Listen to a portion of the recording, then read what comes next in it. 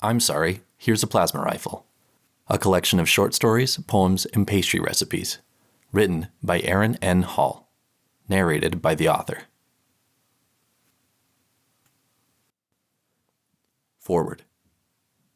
Memories are peculiar. I don't remember my first kiss or the date that I gave my dissertation on catalytic hydrocliptoid reproduction. I don't even remember what I had for breakfast yesterday. But perhaps I'll do better remembering the time I found I'm Sorry, Here's a Plasma Rifle, the final work written by Aaron N. Hall, the author who perished decades ago in that publicized accident involving a jet ski in a shipping container of rubber ducks. It was a few days ago, a sunny, warm day in Nova Scotia, November 2124. The birds chirped in the trees while consumer shuttlecrafts hissed and crackled across town. Since Earth had heated to almost unlivable temperatures, our last effort to perpetuate the survival of our species was to freeze our bodies in cryogenic tubes and travel through space, hoping to find an inhabitable planet somewhere in the distant future. I came across this volume of I'm Sorry, Here's a Plasma Rifle on top of a public waste bin after picking up my daily coffee. I thought, who throws away a relic like a physical book, even if it's written by someone as bizarre as Aaron N. Hall? I took it and brushed off the residue, admiring the spine and worn pages. Then I enjoyed its contents for the next few days. And that brings us to you, my friend from the past. Time travel became possible near the end of the 21st century, but not in a way we expected. It became much more prudent to send inanimate objects back after so many attempts to send living organisms proved unsuccessful. A fellow named Steve Jobs was a curiously popular recipient of such parcels. If Gladys Gingerbite hadn't sent her plans for the crackbox back to the early 21st century, his company never would have developed the smartphone. Whether that was a positive or negative decision is still being debated today. As for me, I've elected to send back this collection of stories, poems, and pastry recipes. Since it was published in 2069, nice as your generation might say, the people of Earth can enjoy it for a few more decades before their planet implodes into a muggy mess. I wish the hungry and easily distracted people of the 21st century well, and hope this brings some enjoyment as the smog thickens and their swampy rear ends become impossible to remedy. Now it is my turn to freeze and hurtle through the void of space. I pray to the Almighty God that we find a home with a decent atmosphere and nothing that wants to kill us. Being on top of the food chain again would be ideal, but I understand beggars can't be choosers. To my friends of the past, adieu. Arthur B. Salazar, Ph.D., November 18, 2124. Editor's note. Dr. Salazar's remarks have been added to the reprinting of I'm Sorry, Here's a Plasma Rifle after the original copy was found in an empty lot on the outskirts of Nova Scotia. This is not, in fact, the sole copy that Dr. Salazar discovered in November of 2124. Short stories. Return to Dauntless. Is this bothering you? Huh? I said, is this bothering you? Oh, no, it's fine. Hubert kept his fists in his pocket as Victoria rested her hand on the crook of his elbow. She pulled herself closer, shoulder to shoulder, as their shoes clacked along the sidewalk. Her walk seemed more like a float with perfect posture and poise while Hubert dragged his boat-like feet across the concrete. Silently, he wondered what people must think when they saw them together. Victoria belonged on the cover of a magazine. Several agencies in the city had already reached out to her. In contrast, Hubert's thick face and uneven skin went with his rough hands and second-hand suit. The fact that he forgot to shave this morning didn't help either. Hubert was relieved to see that there wasn't a line at the restaurant door. The discovery drew plenty of upper-class visitors, so you had to book a reservation weeks in advance for any hope of a table. Remembering this shot a bolt of embarrassment through him. Vic, I'm sorry, I forgot to... I took care of it. She smiled and squeezed his arm, to which Hubert gave a sheepish half-smile. They left the stale nighttime air and entered through the mahogany door. Hubert drank in the layered smells of fine dining. Earthy wine, sizzling steak, seasoned vegetables. The smells of this quality were almost foreign to him until he met Victoria. Right inside the door, a man in a crisp suit at a pedestal gave them a nod. Reservation? He asked. Victoria Childs. Ah, here it is. Right this way, Miss Childs. The host pranced off with stiff footsteps as he escorted them to a small table near a piano. Soft notes trickled into their ears along with the clinking wine glasses and scratching silverware. Hubert pulled out Vic's chair and she sat down. Then he lumbered around the table and sat across from her. Wow, he thought. She looks incredible tonight. Platinum blonde hair, her red dress hugging her strong but slender curves, her plump lips painted red. Hubert felt his heart thump faster. She noticed his staring and passed him a smile. What? She said with sparkling eyes. Hubert almost smiled back, but his presence in the discovery kept him off center. She belonged in a place like this, a 5-star restaurant for the beautiful and affluent, and here he was, like a stray dog that wandered into a mansion. Even in his nicest coat and slacks, he felt out of place. He forced a smile and said, "Nothing." "I'm sure you've had quite a day," she said as she raised her menu. Hubert nodded and he scanned the menu in kind. "Yeah, I got half of the school done today. Some kids threw out a bunch of cigarettes in the bathrooms, nearly started a fire in the trash can." Victoria shook her head. "Makes me wonder about their home situation." Hubert didn't reply. He studied the menu with his eyebrows pressed. What was this language? Italian? Spanish? "Hubert, are you well? You seem tense." Yeah, I'm fine." "Why?" "Victoria, my goodness, it's you!" A third voice came from a man that had to be an athlete or a movie star.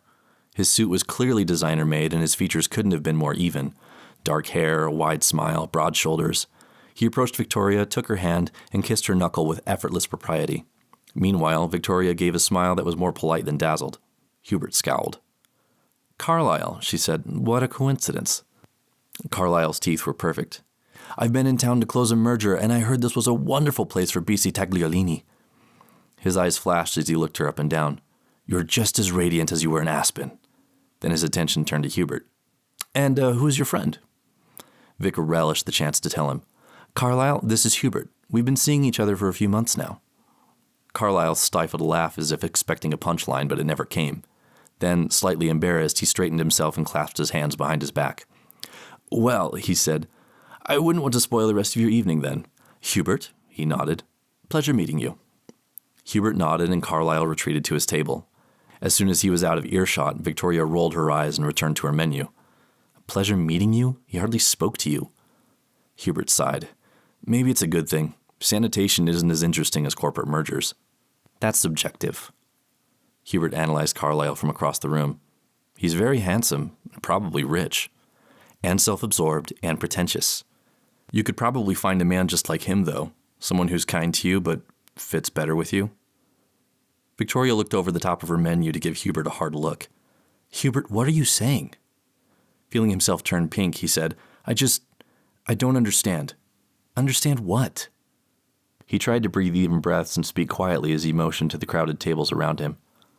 "Look at everyone here, Victoria. Then look at me. I'm a janitor. These are businessmen, doctors, lawyers.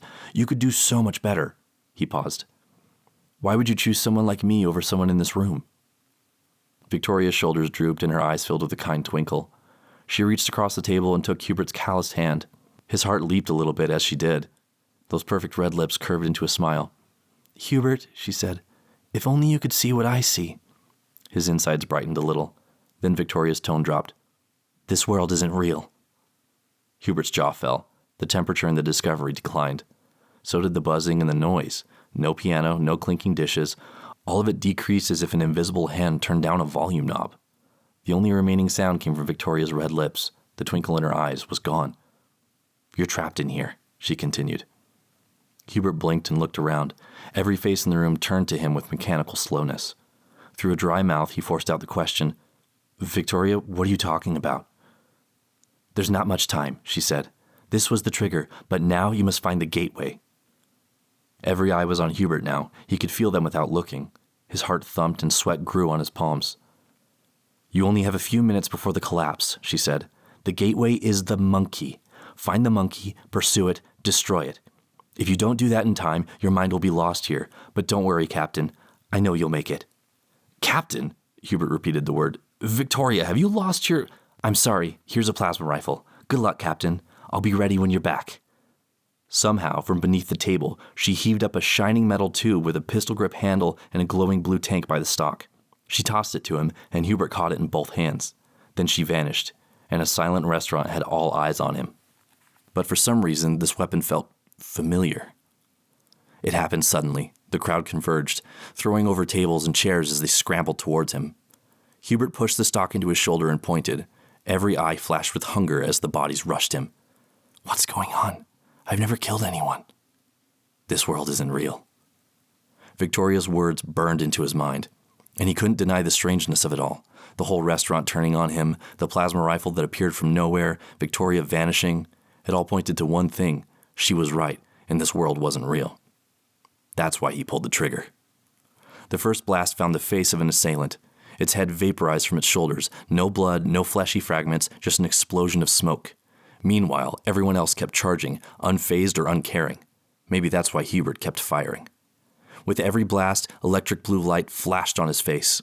More vapor, more smoke, more bodies tumbling to the floor. His head swiveled and took in his surroundings. There's no way he could escape out the front door. But the kitchen door wasn't far behind, and the crowd was thinner there. He turned a knob on the plasma rifle and shot a barrage of beams into the crowd. A mass of torn bodies fell, and Hubert sprinted for the kitchen.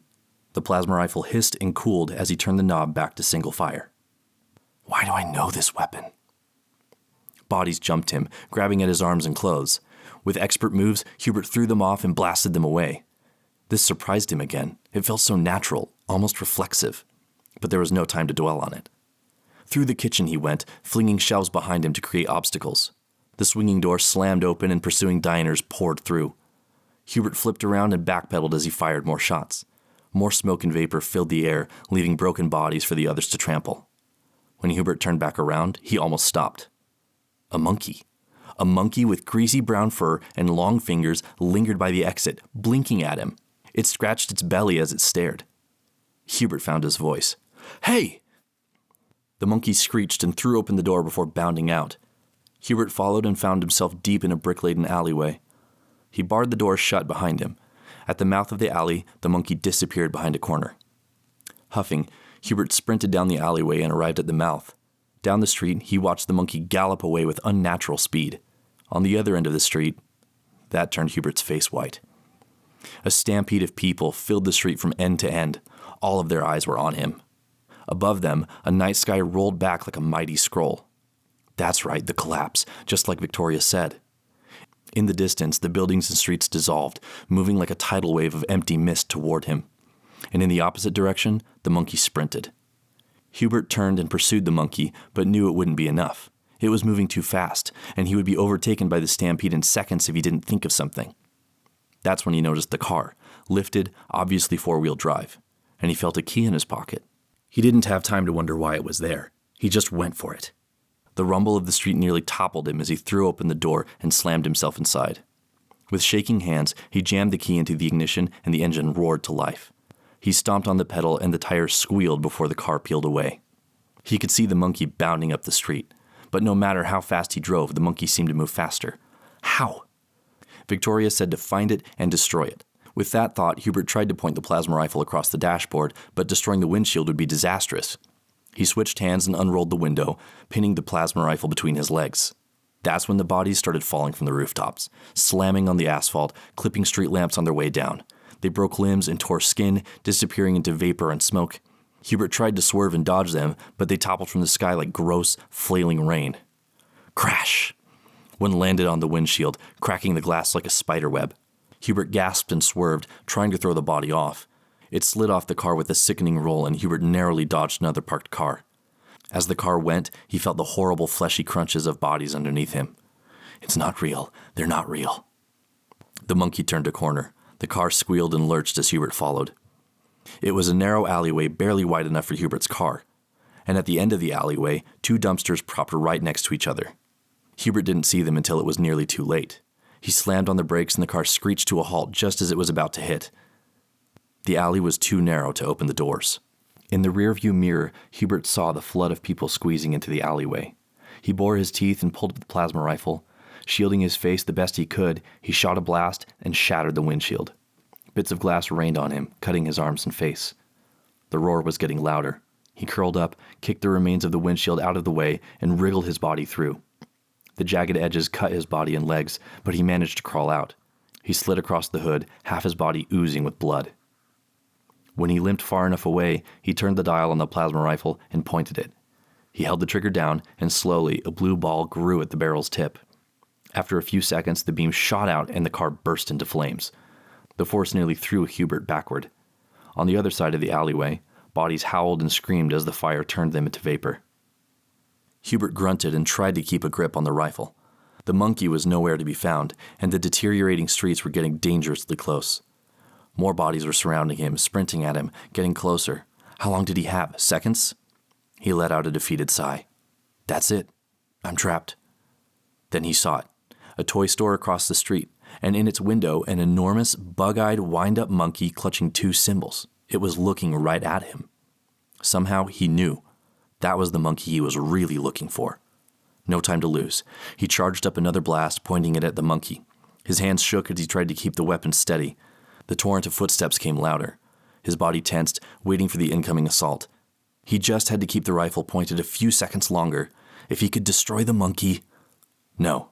Someone tackled him from behind and the blast went awry. Hubert's face scraped against the asphalt and he dropped the rifle. He could feel them, an army of people grabbing at him from all angles and sides, pulling, kicking, slamming. Hubert tried to scream, but someone covered his mouth. They turned him on his back so he could watch the sky dissolve. Then they pulled him apart. Hubert watched the sky melt as everything collapsed around him. What he didn't see was the stray blast from the plasma rifle shooting the tip of the lamppost, launching it through the store window. It found its mark between the eyes of the mechanical monkey. The monkey hissed, sputtered, and powered down. When the world collapsed, Hubert didn't know he would find himself in a familiar one. He blinked. Hostile hands weren't clutching him anymore, but it was still hard to move.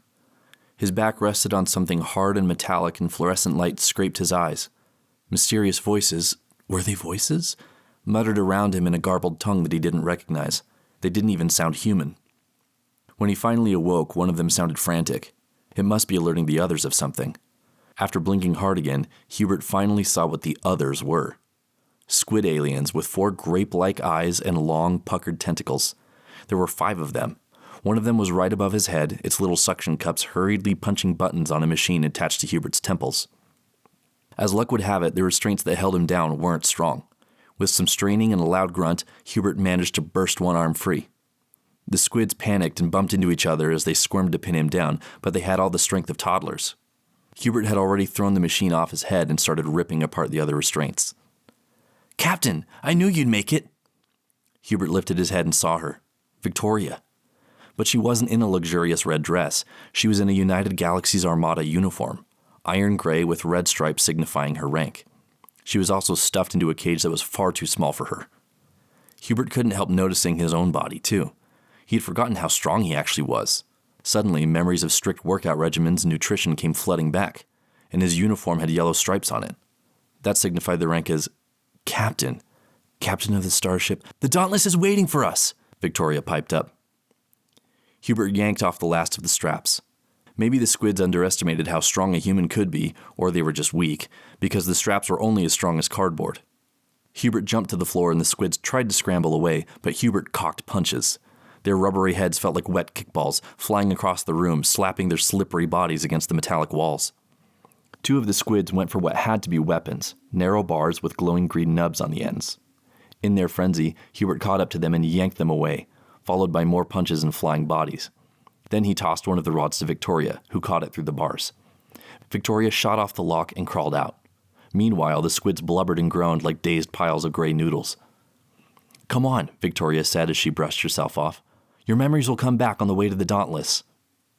She took off through a small door and Hubert followed behind. They emerged into a hallway that was uncomfortably short. The squid things weren't taller than 4 feet, so these corridors weren't built for humans. Nonetheless, Hubert and Victoria crouched down as they darted through the hallway. Victoria spoke to a device on her wrist. "I've got the captain. We're on our way to intercept." "The subconscious defense training worked," a voice replied on the device. "That means you owe me 20 credits, Merkel." A different voice came through the device. "I don't know you, Jack shh!" A burst of green by Hubert's ear. He flipped around to see the squids on the opposite end of the hallway firing at him. He pointed his own ray wand back at them. Squeeze, flick, jab. Nothing seemed to work. Meanwhile, more rays passed uncomfortably close. "These things aren't made for humans," he said as he rattled it. Just ahead of him, Victoria licked the full length of her hand and grasped the wand. With a squeeze, she shot a green blast under Hubert's arm and found its mark in one of the squids. The squid cried out with a blubbering shriek before it collapsed to the ground, gathering its severed tentacles. "Oh," Hubert thought as he licked his hand. "Why were you in my dream? Was that a dream?" They rounded a corner and kept running. "Something like that. The point of the subconscious defense training was to load a situation so ridiculous that it couldn't pass for reality." Hubert's heart dropped a little. "So we created a situation where you were in love with me?" "Correct." The two rounded another corner and were met by another gaggle of squids. Shots fired, shots returned. Hubert felt the blast fly by his shoulder and ear before they turned and sprinted away. Victoria continued. The wake-up trigger appeared right after you became aware of the reality's absurdity. I'm assuming my Spectre gave you the instructions to find and destroy the gateway. Once you did, that overrode the threat that was infiltrating your mind and put you back in control. But what did those squid things want with my mind? Victoria slammed her back against the wall and peered around a corner. We think they're just curious, but preserving your brain wasn't their priority. They're like kids roasting ants under an eyeglass. She paused and looked at her wrist device. The escape pod's at the end of this hall. Hubert swallowed at the analogy, but he still couldn't get over that Victoria Childs, the upper-class beauty that adored him regardless of his shortcomings, never existed. This Victoria was far more interesting, but far colder. But she was right about the memories. Everything was coming back. I'm remembering things. Good. Tell me. Hubert blinked. I'm Captain Hugh Gosling of the starship Dauntless. It's an elite-class research cruiser staffed with soldiers, scientists, doctors, not some schmuck vessel running routine checkups on merchant carriers. That's right. You served out enough of those. It took years of academy training to get where I am, and now I'm one of the top captains in the fleet, aren't I? Respected by everyone in the Armada, and hated by many. Enemies of the United Galaxies. They fear you, as they should. She looked over her shoulder and smiled. That smile, those eyes. Hubert's heart fluttered and he tried not to grin like an idiot. They're coming, she whispered.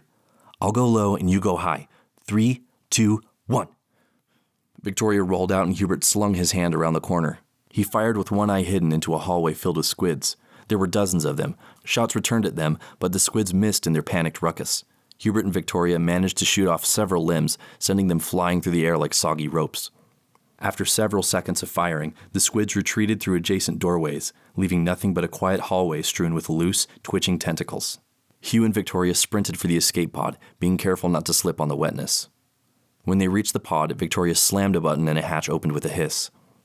The two seats were just a couple of cones sticking up 2 feet from the floor, probably easy for tentacles to wrap around. The control interface was just multicolored panels, too. No buttons, knobs, or switches. But there was a glass pane showing the endless black of space. Not far in the distance, a starship, long and majestic, built for adventure and discovery. The Dauntless. Victoria spoke into her wrist. Merkel, can you hack into this thing? Already on it, the voice returned. Hold on to something. Merkel didn't give them enough time. The thrusters ignited and the pod took off, throwing Hugh onto his back. Victoria managed to clutch onto her cone and brace herself. Hugh sat up and rubbed his head as they rocketed towards the Dauntless. After a sharp moment, and confident that the dangers were gone, the two relaxed. Hugh looked back at the ship they escaped from, a round, purple circle like a giant donut. It was already twisting away from the Dauntless. Guess they had learned their lesson. Victoria looked over her shoulder and smiled at him once more. Well done, Captain. It's good to have you back. Hugh frowned. The thought nagged in his mind and he couldn't keep it down any more. He put his hands on his knees and stood as tall as he could. Why was it you in the dream? Victoria frowned. Pardon? Why is it so outrageous to imagine you being with me? He said.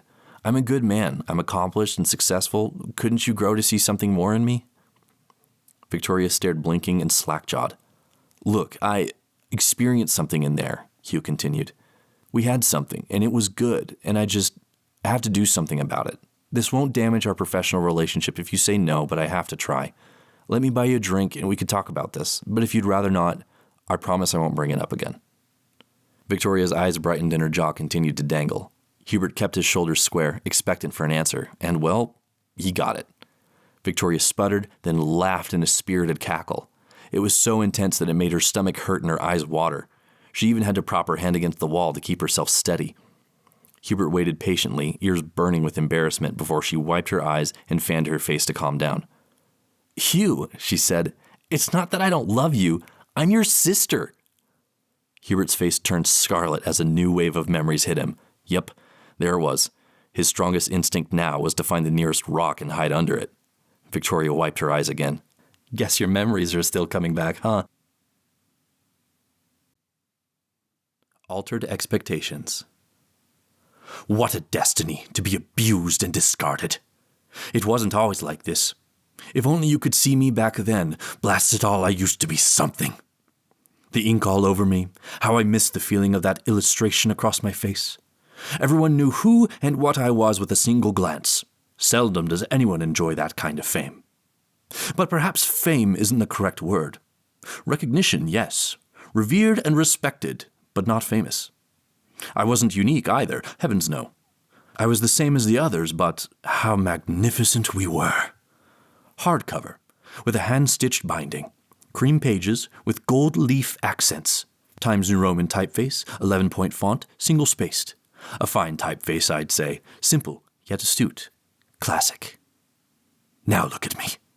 Look at what they reduced me to. They shattered me into a million pieces, then drowned me and pressed me to a pulp. The climax of my fate is to wipe residue off of ungrateful ass cracks. And every day they wear me down just a little further. 2 squares, 3 squares. They break me apart like a child plucking the legs off an insect, and they do it without thought. And when they've used every bit of me, they'll simply replace me, like a slave. Because that's just what they do. A Lightened Load. I twiddle my thumbs between my knees as my therapist's pen scratches across a notepad. Sometimes I feel small, like I'm hardly more than anything at all. But that's normal, right? Plenty of normal people feel that way. Mr. Rosito, they say, what you're dealing with is completely normal. See? Told ya. We all deal with these kinds of relationships, they continue. In your case, I feel like it would be worth your time to assess some of them and prune out the ones that don't make you feel valued. I blink. I don't have any relationships that make me feel valued. What about your parents? Divorced when I was 3. They fought over who wouldn't get custody. I ended up living with my grandparents, but both of them have passed. My therapist scribbles more and looks up. And this Jessica is someone you've tried to grow a relationship with for a while? Yes, why wouldn't I? Everyone loves her. The girl from church with the jet black hair and the full lips.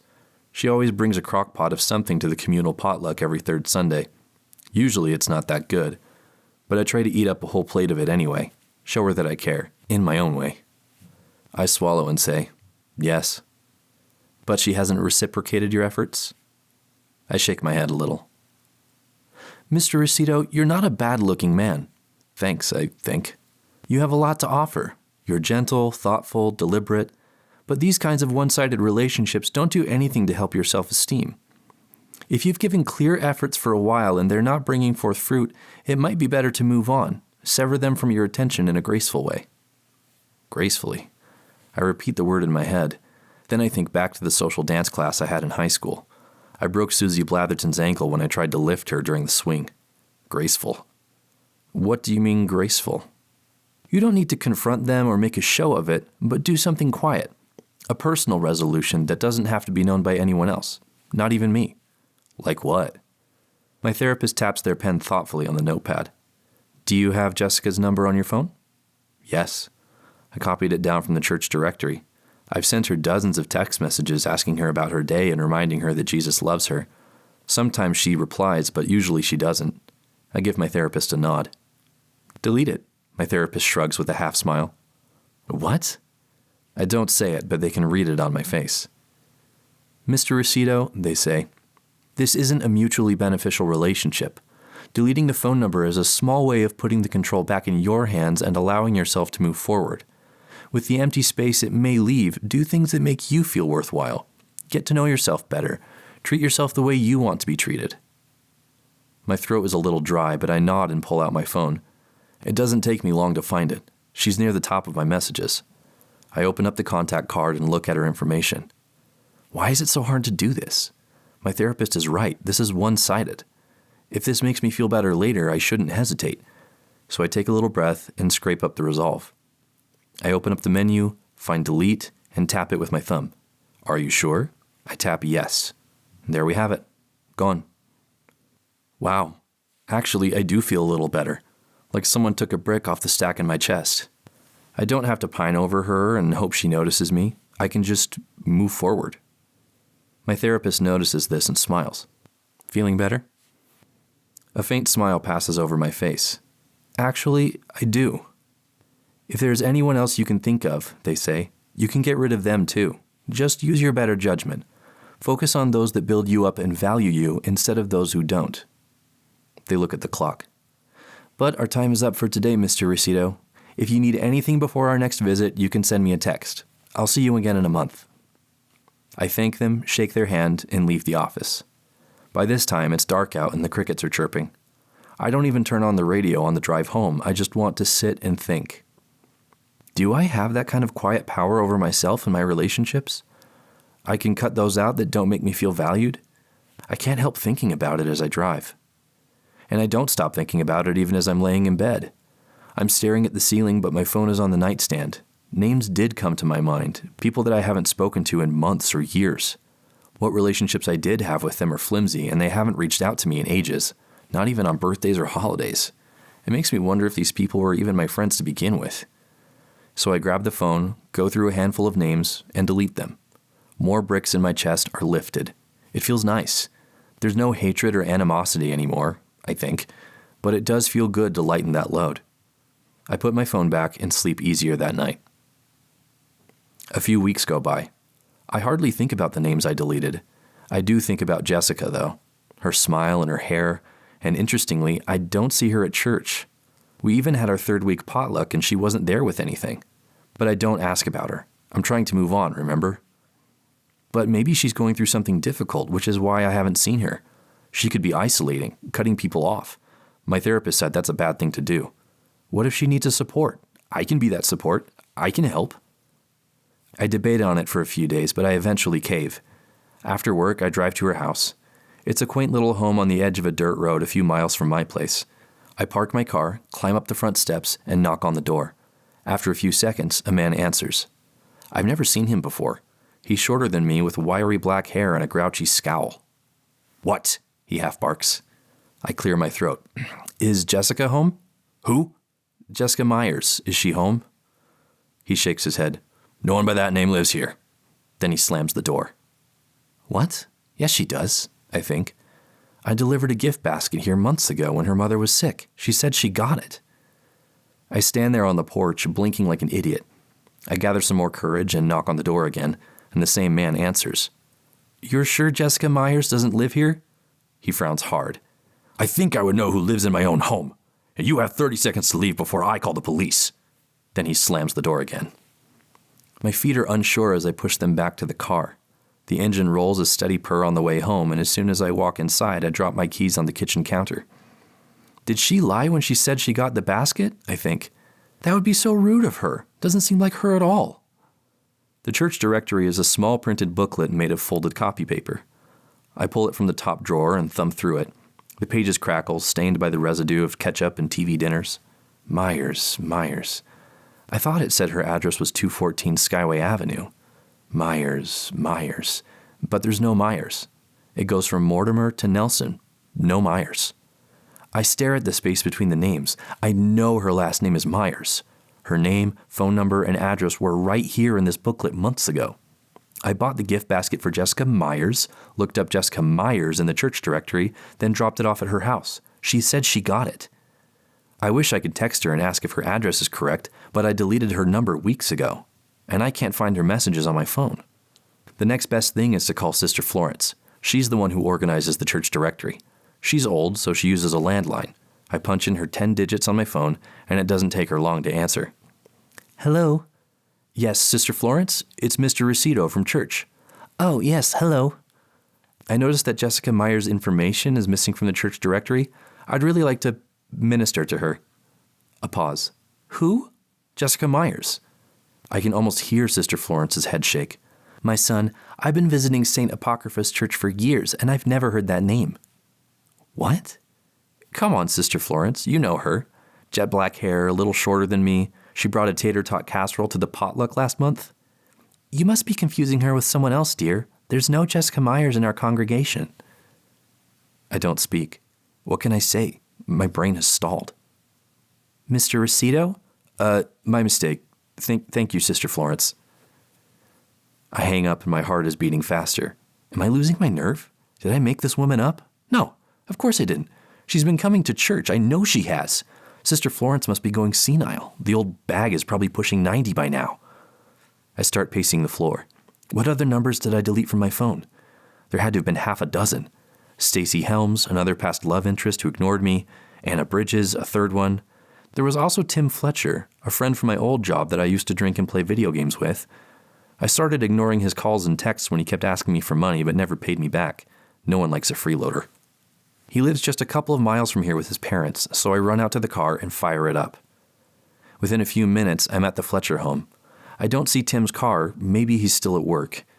My face is hard as I slam my car door and march up the driveway. His mother's car is here, so I know she's here. I knock, and after a short wait, she opens the door.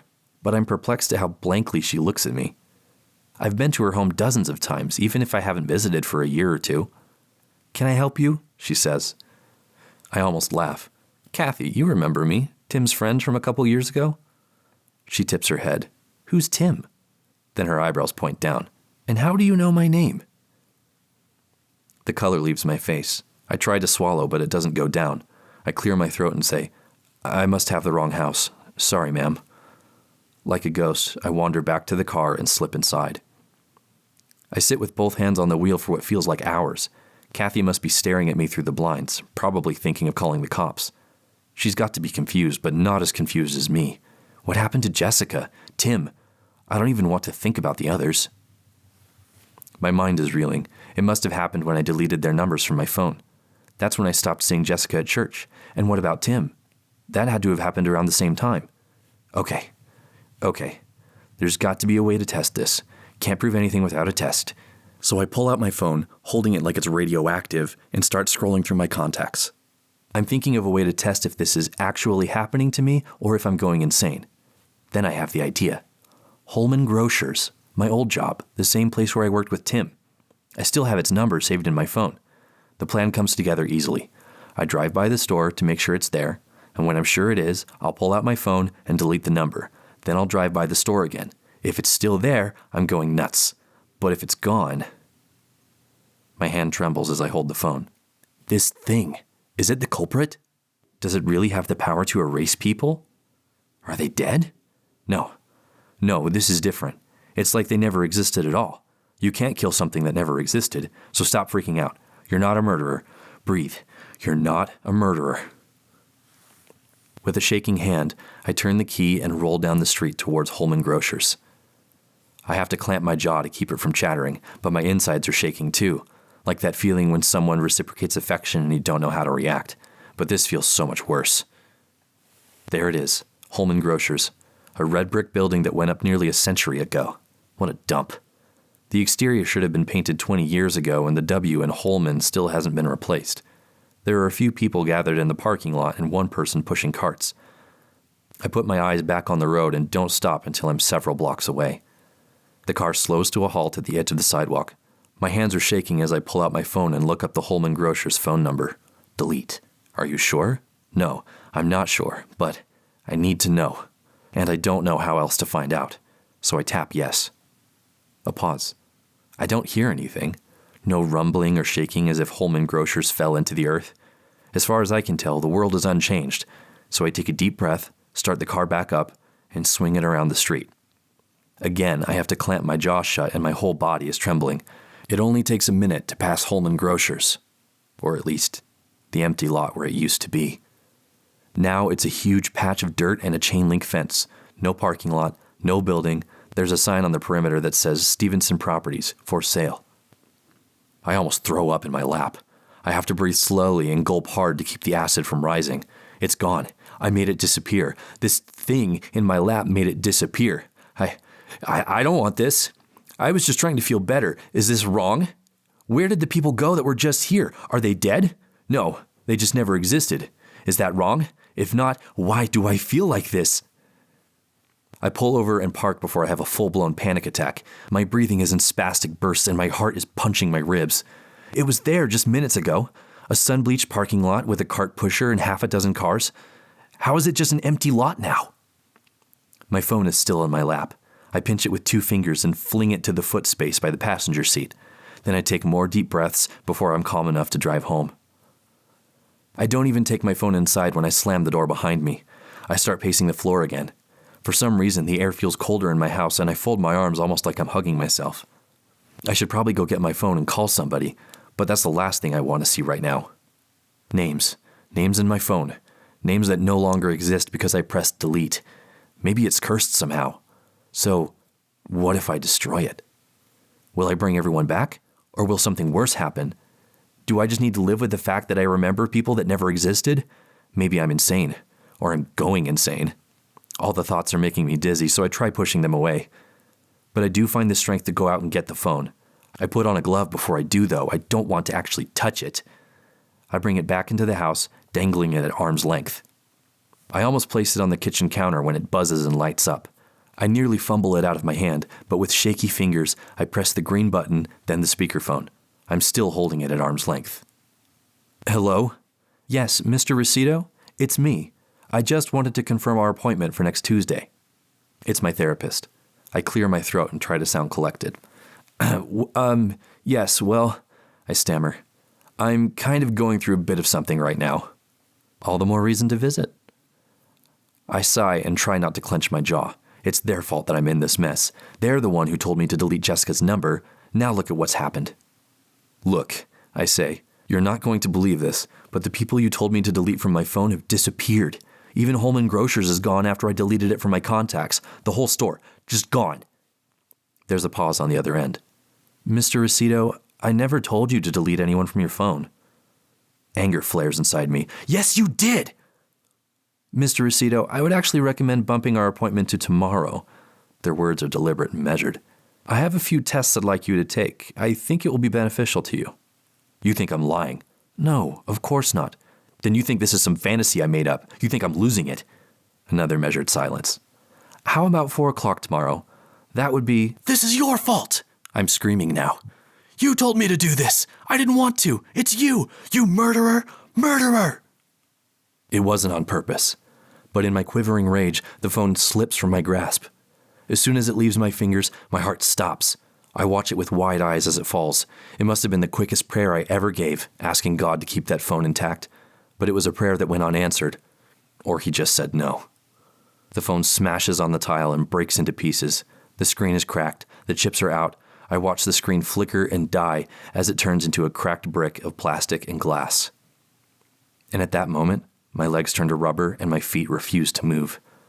I must have only stood there for seconds, but it felt like ages before I can force myself to bend down. It's gone. The segments of the phone are crunchy and severed. Irreparable. My whole body shivers. Did that erase everyone else in my contacts? I don't want to know, but I will eventually. If not today, I'll find out another day and the horror will be all the same. Rip off the bandage. Do it now. I leave the shattered remains and make for the door. That doorknob feels like a siren blaring in my eyes. After agonizing steps, I wrap my hand around it and twist. With a pull, I see it. I see it all. Clear to the horizon, it's dirt. No roads, no buildings, no people. My neighborhood is gone. So is downtown. All that's left is desolation smothered with an eerie hush. Tears well up in my eyes. I can't help it. I fall to my knees.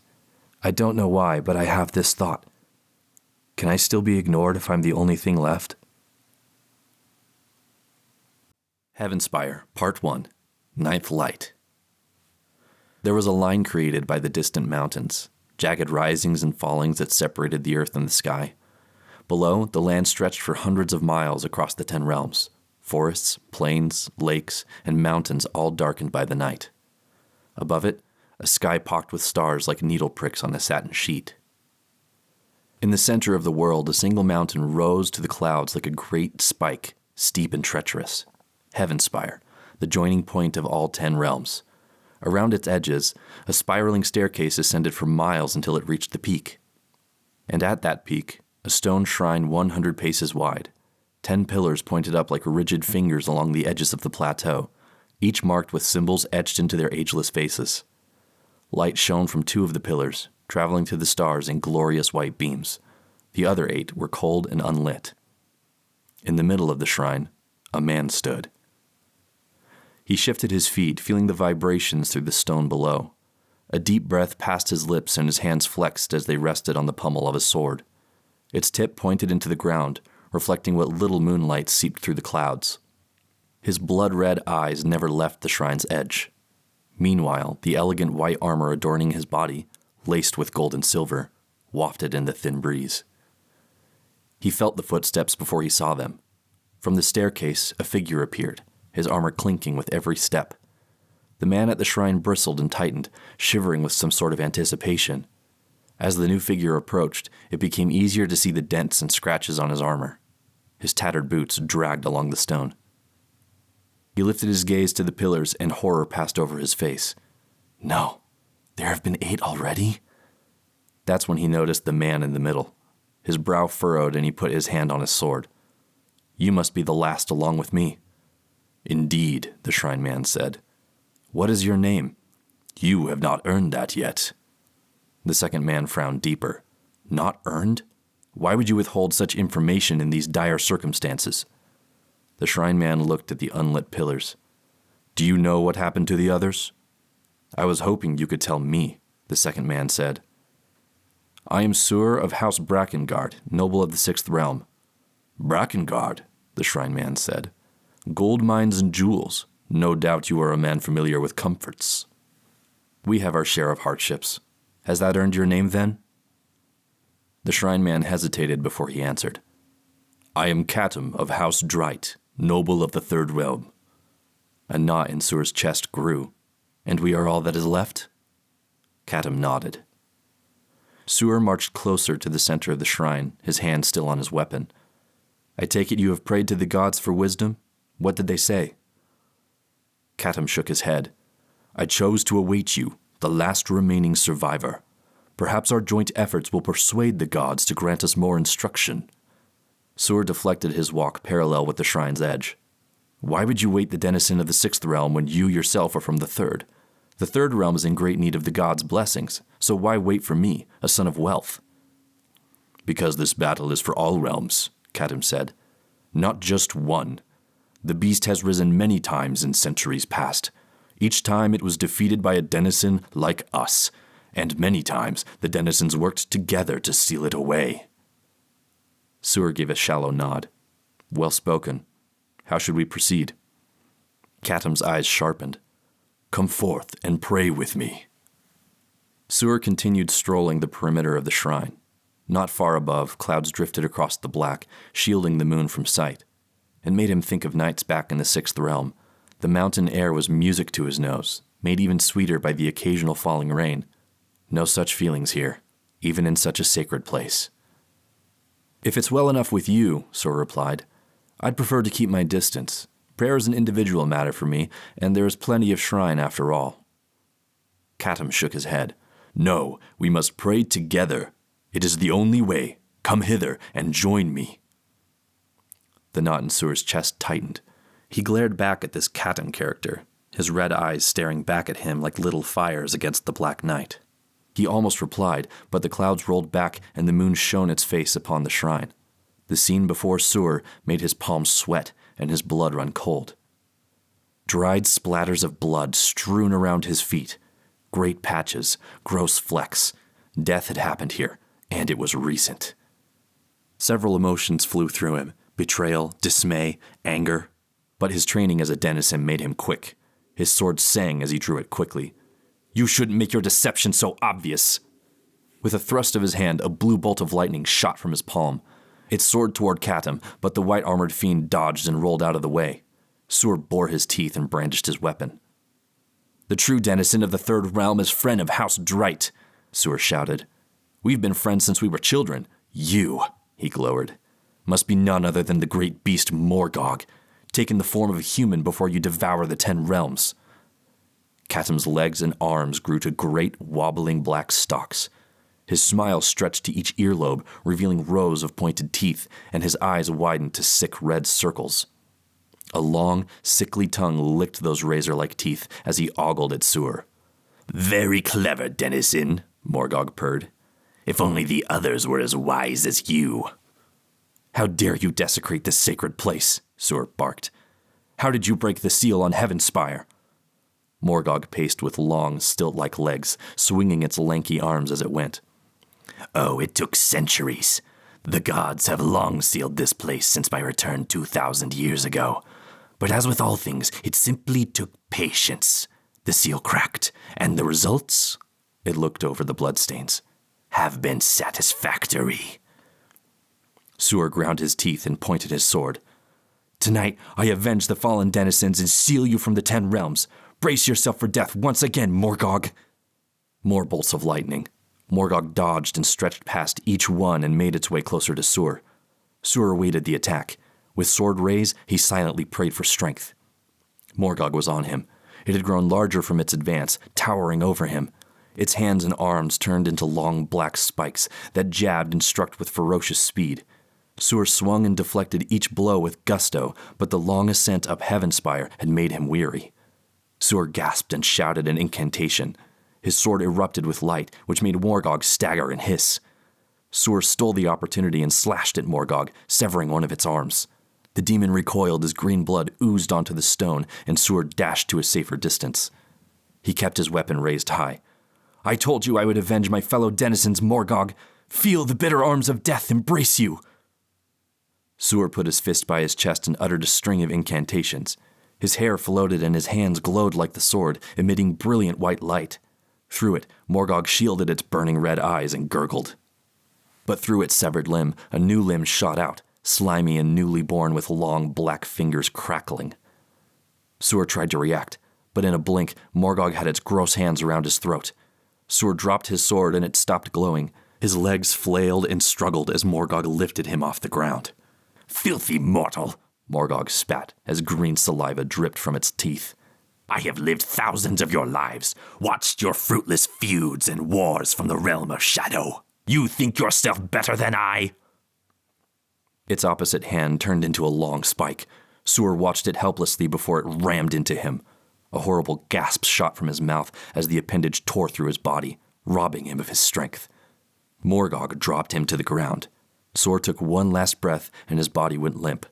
Blood seeped from the gaping hole in his torso and Morgog shrunk back to the shape of a human. Its tongue stayed long and curling as it licked the blood on its hand like honey. Its red eyes hovered on Sewer's remains, satisfied and relieved. "Such as it is with humans," it purred with another lick. "Justifying the death they sow with a misplaced sense of righteousness. Pity. If you truly wish to ease your conscience, learn to enjoy it." Its eyes went to the one remaining light ascending to the sky. It smiled. Just a taste. Dust and a parched throat. That's all it ever is. A traveler digs some sand from the crevices of his goggles. He has to use the stubby tips of his fingernails to do it.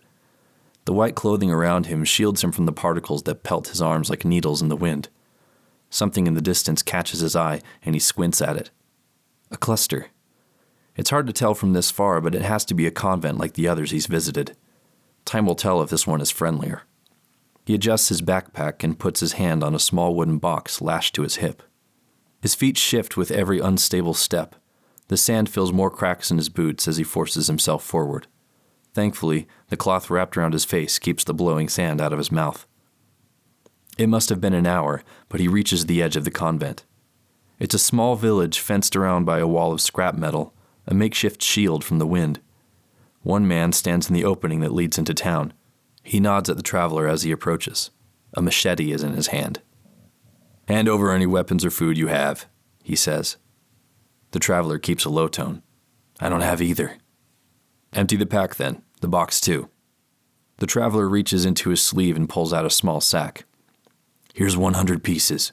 You can tell your boss I'm clean." The guard looks at the sack, then looks over his shoulder. Satisfied, he takes the money, then cocks his head, motioning the traveler inside. The traveler straightens his pack again before he enters. Tents are strewn throughout the convent, shivering in the frail wind. Several men with weapons guard a large patch of cacti, fenced off at the edge of the community. And in the middle of the convent, a well made of stones rises to hip level. The traveler's eyes widen when he spots it. He finds the strength to dash for it and unhook an empty canteen from his belt. But when he reaches the edge of the well and looks down, his heart sinks. It's dry. "Water only comes up every few months." The traveler turns to see a villager not far away, eating a bowl of white mush with his fingers. "Boaz might have some left, but it'll be pricey." The man points to a large tent not far away. The traveler can see inside. There are stools and tables set up. A tavern. Maybe that's where he can get some food, too. He touches the box on his hip and his fingers trace its lock to make sure it's still sealed. When it is, he relaxes. Then he makes for the tavern. He ducks as he holds the flap open and enters.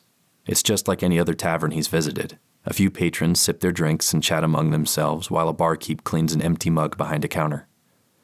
Everyone turns and looks at him as he walks in. A stranger. Doesn't matter, though. All the stares feel the same after a while. The traveler moves to the bar, but there are no stools for sitting. When he puts his hands on the edge, the barkeep eyes him up and down. "You're new," he says with a voice like gravel. "2 cups of water," the traveler says. The other patrons had been silently watching, but now they're either snickering or shaking their heads. The barkeep sneers. "Should have been here 2 weeks ago," he says. "Water doesn't last long around here, but we had some left over from the last harvest. Not that you could afford it." He sets down the mug and leans forward. "Who are you? What's your name?" The traveler debates on answering, but concedes. "Sean." That's an old name. You gonna stay a while, Sean?" "Maybe." "Then let me tell you how things work around here." The barkeep's tone shifts. "I'm Boaz. Me and my boys run this convent. The well is ours, so is the cactus patch. That means you talk to us about any food or drink you need. Mulch for eating, zing for drinking. That's all you get because that's all we got, just like everywhere else in this desert." He smirks. "Don't worry, it's all at a reasonable price." That's what they always say. How much? 10 pieces for a portion of mulch, 20 for a cup of zing." The traveler frowns. That's double the price of mulch and zing anywhere else. But what choice does he have? This is the only convent for dozens of miles and the only working well for hundreds. After a pause, the traveler reaches into a pocket by his sleeve and extracts 30 pieces, little brown pebbles that have been polished clean. He drops them on the counter and Boaz gets to work serving him. "What brings you here, Sean?" he asks. My feet. Boaz half scoffs, half laughs. "From where?" Sean stays quiet on this one. Boaz puts his food on the counter, but he's frowning now. "Not much of a talker, are you?" Sean lifts the cup of zing to his lips. It's hard to force down a drink squeezed from cactus berries. The juice is bitter and strong, but it'll keep him hydrated. That's what matters. Sean drains it in a few gulps. "Only when I have things to say." Boaz's eyes flash, and then he steals a look at his associates. "You look strong. I could always use another strong man. People are restless here, need to be kept in their place. I can pay you 80 pieces a day to work for me." Sean picks at the mulch, the same white mush he saw earlier, made from cactus innards. It tastes exactly like the zing, which isn't great. "Pass." Boaz's face darkens. "You won't find a higher wage anywhere else." To this, Sean chooses not to reply again. He continues eating his mulch in silence until Boaz shakes his head and busies himself with more dishes. When he's done, he leaves the dishes, throws on his pack, and walks out of the tavern. Sean feels the eyes of curious villagers on him as he finds an empty spot of sand and sets up his tent. It only takes a few minutes. His hands have become sure through repetition. When he's done, he slips inside, hoists off his pack, and takes an accounting of all his things. Satisfied, he unravels a bedroll, curls up, and falls asleep. Several days go by, and each day Sean visits the tavern to eat 2 helpings of zing and mulch, forcing them down every time.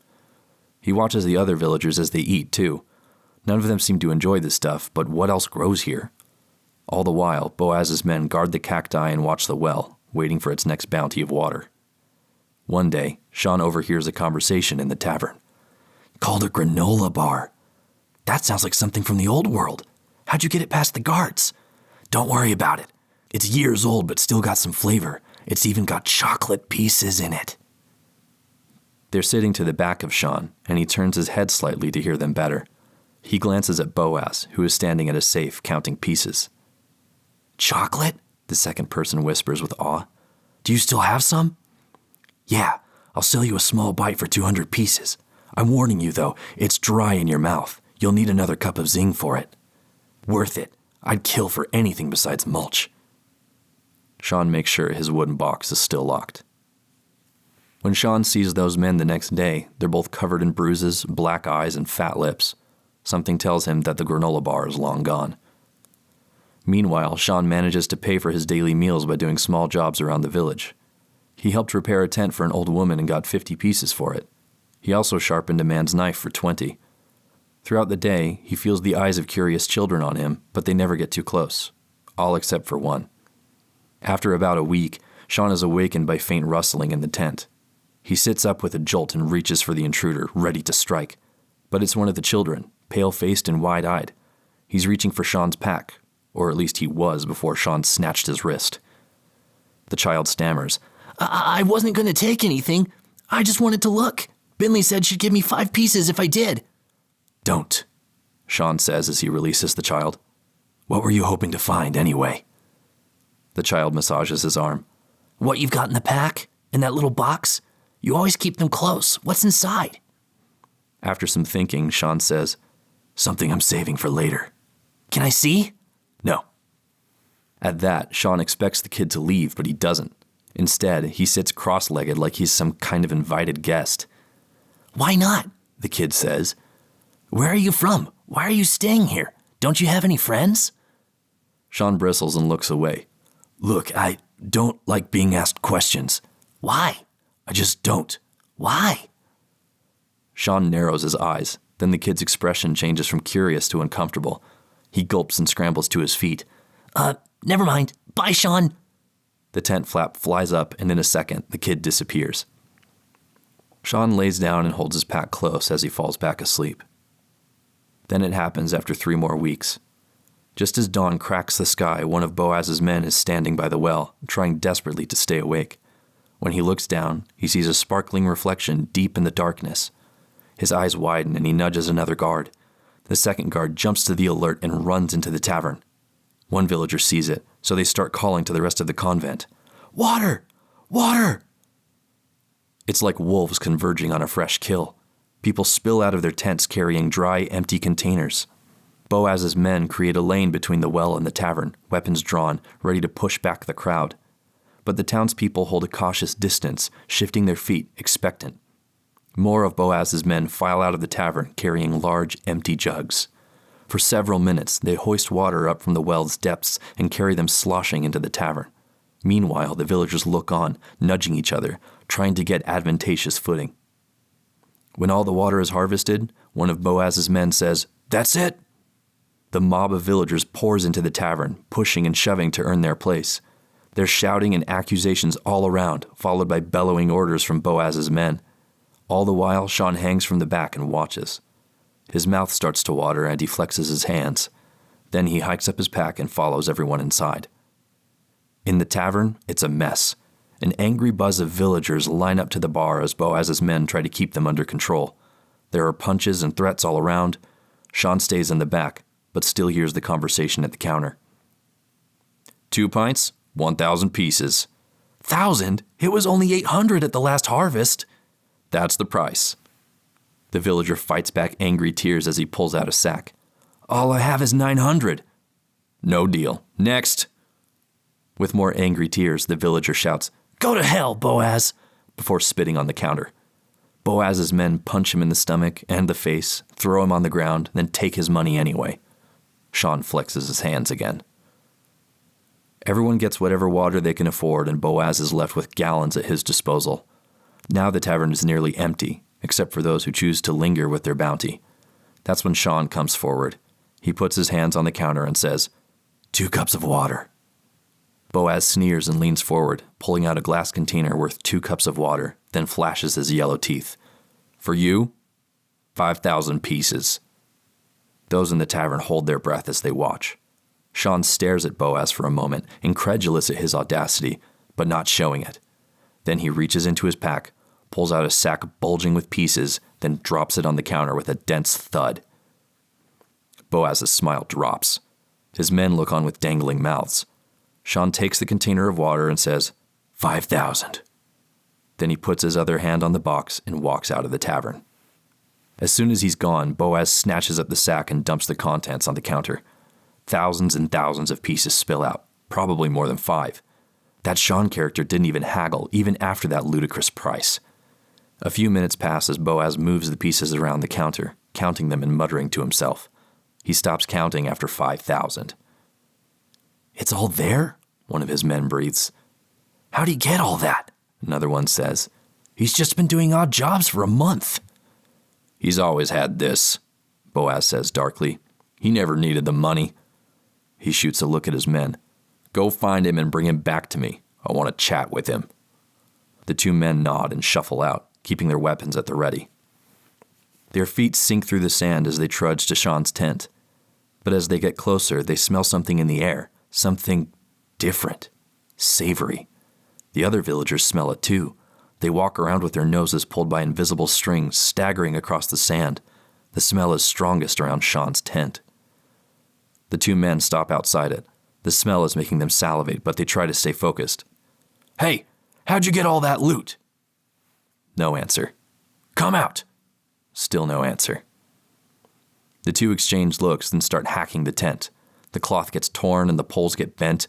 The villagers look on, worried and curious. Soon, the tent is destroyed, and Sean is exposed.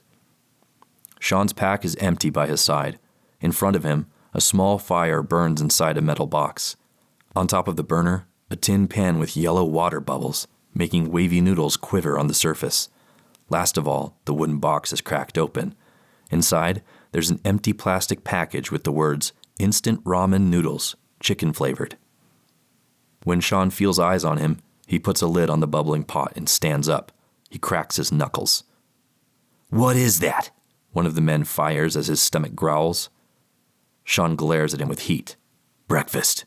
Back off.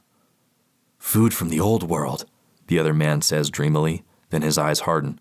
Whatever it is, it's mine. Sean shakes his head. That's the only warning he gives. The second man lunges at Sean. His feet and weapon move without precision or training. Sean reads the swipe. It was meant to be a killing stroke, so his next action bears no remorse. He dodges the blow, disarms the man, and cuts him across the chest with his own weapon. The man staggers before he collapses to the ground and the light leaves his eyes. The first man is stunned, but not for long. He clutches his weapon and attempts a vengeful strike, but it's the same result.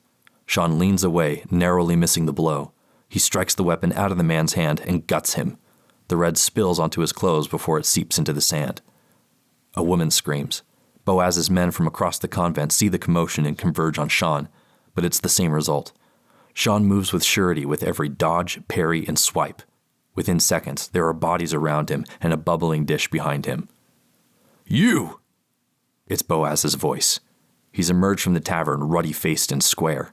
There's something in his hand, curved and metal, a single-handed weapon. Sean's eyes widen as he beholds it. He hasn't seen a firearm in years. Boaz points it at Sean. The entire convent goes quiet, awaiting one more death. Boaz pulls the trigger. Click. The gun jams. Frantically, Boaz smacks it and tries to load another round. From the corner of his eye, he sees Sean dashing up. It makes his heart pound and his hands shaky, but he gets another bullet in the chamber. Then he points the weapon again. But it's too late. With an upward swipe, Boaz is left with a stump of a wrist. His hand, still wrapped around the pistol, falls into the sand along with flecks of red. He howls as he buckles to his knees and clutches the wound, and once he does, Sean sends a foot into his face that knocks him out cold. It's only a few minutes, but when Boaz comes to, his wrist is bound in a tourniquet and bandaged. His other wrist is tied to a pole, fingers blue from strangulation. Sean is sitting next to him, cross-legged with a bowl in his hand, and the smell coming from it is amazing, savory, rich, and thick. Boaz blinks hard and saliva gathers in his mouth. He staggers to his knees and tries to reach for Sean, but he's just a hair too far. He reaches back to untie the rope, but he has no fingers to do so. All that's left to do is stare and covet. Boaz's blood boils and his mouth waters. Give it to me. Sean ignores him. He makes slurping sounds. The noodles twirl and dance as they dangle from his lips. Drops of yellow soup dribble down his chin. Boaz musters more bravado and stretches his arms. Hand it over. The noodles are gone. Sean tips the bowl back and drinks up the broth, letting the thick, soupy warmth slide down his throat. When he finishes, he wipes his lips and drops the bowl where he sat. Residue is still around its edges. Boaz tries to reach for it, but his stump wrist only grazes the edge. All the while, Sean goes back to the remnants of his tent, packs up what's left, and hoists it onto his shoulder. As he walks away, all the adults of the convent gather around Boaz. They take the bowl and pass it around, taking small licks so everyone can enjoy it. Meanwhile, Boaz looks around frantically like a cornered dog.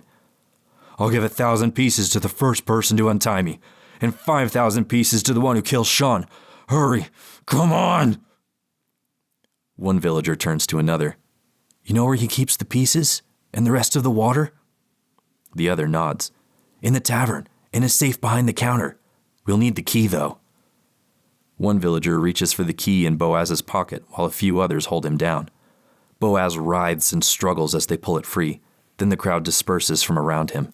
They leave for the tavern, anxious to share the spoils and wet their tongues with fresh water. In their wake, Boaz watches Sean walk into the distance.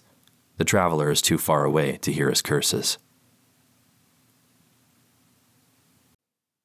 Wieners. Triple decaf latte with mocha sprinkles? Finally. I walk up to the counter and grab my latte from the barista's hand. I love that first touch of a freshly brewed coffee. It's so warm and cozy, almost like it's happy to meet you. I can't enjoy it right away, though. It's too hot. Instead, I turn and make my way for the door so I can sip it on my way to work. I carry my purse in the crook of my elbow and answer a text with my free hand.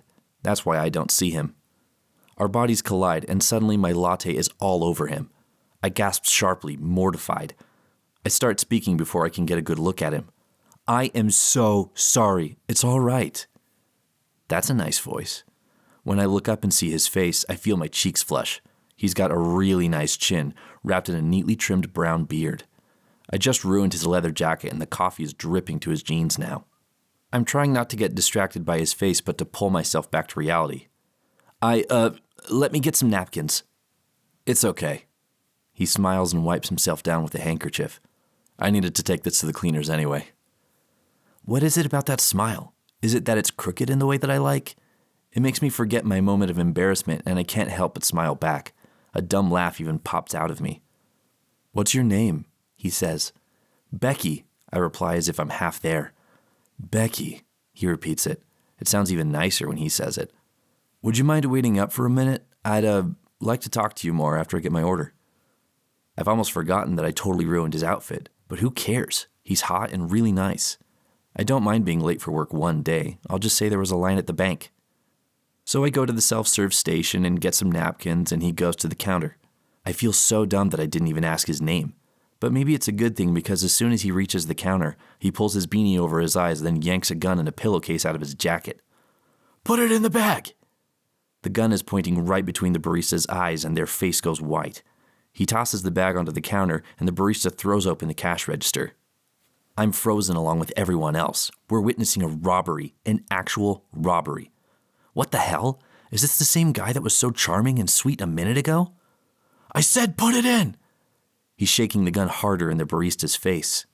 No one moves except the barista. No one resists. I look around stiffly, clutching my purse. I'm standing near the door. I might be able to slip out and get away, but my feet are frozen in place. Come on, let's get out of here. A whisper comes to my right. It's the last guy in line. He's already got his hand on the door. I stiffly nod and he gently pulls me by the wrist. He opens the door just a little bit more, a little more. Then we're able to slip out without a sound. As soon as we're outside, he lets the door swing shut and we hightail away. Both of us are running side by side, and that's when I finally turn and look at him. Wow, another hot one. But this one is taller, with dark skin and jet black hair. His running form is great too. Obviously he does this a lot. We finally stop as we turn a corner. He isn't panting near as much as me, but leans against the wall kind of casually. I silently decide that I need to hit the gym more. Are you okay? He says. Yeah, I gasp. What happened back there? I was just talking to that guy and he seemed so nice. He shakes his head. You can't tell with some guys, especially in a city like this. He's probably the third felon I've met this week. I smile, but I'm still gasping for air. He smiles back at me, showing off perfect white teeth. Wow, okay. What's your name? He says. Becky. What's yours? Auda. Auda? Wow, that sounds exotic. Auda what? His smile turns impish. Out of here. Like lightning, he snatches my purse. It's so fast that I can't even resist. Before I can realize what's going on, he's halfway down the block. I scramble to find my voice, so my shouts come out like a bewildered squeak. Stop! Purse snatcher! As if on cue, a passersby clotheslines him, hard. He does one of those backward flips where he lands on his stomach. Then the do-gooder who stops him scoops up my purse, jogs it back to me, and hands it over. Here you go. I'm glad you said something. Oh boy, this one might be the hottest yet. He's got wavy auburn hair and fair skin, green eyes. The shark-tooth necklace over his V-neck gives him some kind of tropical attraction. His shoulders are incredible too. Ugh, are you kidding me? Keep it together, Becky. Thank you. I force a weird little laugh. You would not believe the day I've had. Yeah, I don't know. I'm pretty gullible. I'd probably believe you. I would have laughed, but I'm a little too shaken up at recent events. He looks at me up and down, but I don't really mind. It's not creepy. He just clearly likes what he sees, which is good. He keeps looking at the ground between my feet like he's looking for things to say. Aw. So, you from around here? He says. I came here for school, then got a job in the city when I graduated. Cool. He keeps looking at the ground by my feet. Where did you study? I tease a smile. You know, usually when I tell guys I'm up here, they're not looking at the ground.